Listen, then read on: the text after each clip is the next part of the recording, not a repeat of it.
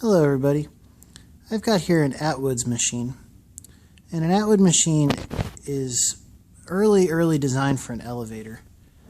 And what you would do is you'd have a pulley, and on either side of the pulley you'd have hanging weights. And the weights would be about the same size.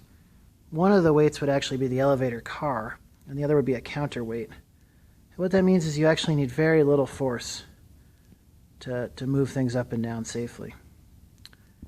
But the Atwood's machine nowadays in physics class is mostly used for an experiment to measure the acceleration of gravity. If we can get the acceleration of the two masses, and we know what the two masses are, we should be able to take that acceleration, plug in to free body diagrams and sum of force equations, and end up with a measurement of g, basically. So before I had students do this, I did a sum of force and sum of torque equation. And you'll see these on the next slide. So we can look at them in more detail then. But I just wanted to make sure you knew what experiment we were doing. We're using the Vernier LabQuest in order to get the data for acceleration that we need. And it's set up so that the pulley is inside a photo gate. And if you look, you can see a purple light. And that's an LED that is shining across this gap here. And as the pulley turns, it blocks and unblocks that. And the LabQuest can actually interpret that on how fast the rope is moving in the pulley. What's kind of interesting is that you watching this video can see that purple light, but I can't. It's actually an infrared LED, and phone cameras are sensitive to that. The CCD chip picks up that wavelength of light, but our eyes cannot. So it's kind of like the one in your remote control. So anyway, to do this experiment, what we're going to do is we're going to put the LabQuest into graphing mode.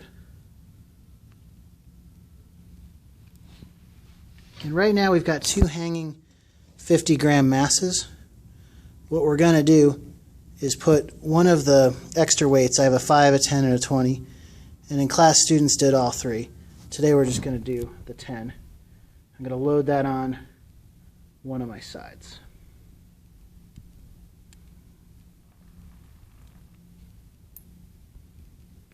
And after that, it should be ready to go. I just need to tell the LabQuest to start measuring. So we just hit play, and it will wait for motion, and then we just set everything in motion. And essentially, just drop them. One rises, the other falls. And that'll get our data. So here's our data. We've got a parabolic distance time graph on top and a linear velocity time graph on the bottom. And the slope of that velocity time graph will be the acceleration we want. So we need to select the data we want, and that'll be everything before the hit. So that should be a good region of the graph right there to get it on. And then we're going to go to Analyze, Curve Fit, Velocity, and we want linear.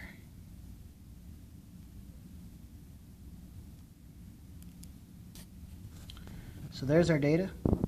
We have an acceleration of 0.827, and that's what we're going to use to plug into our calculations and hopefully get little g. Thank you.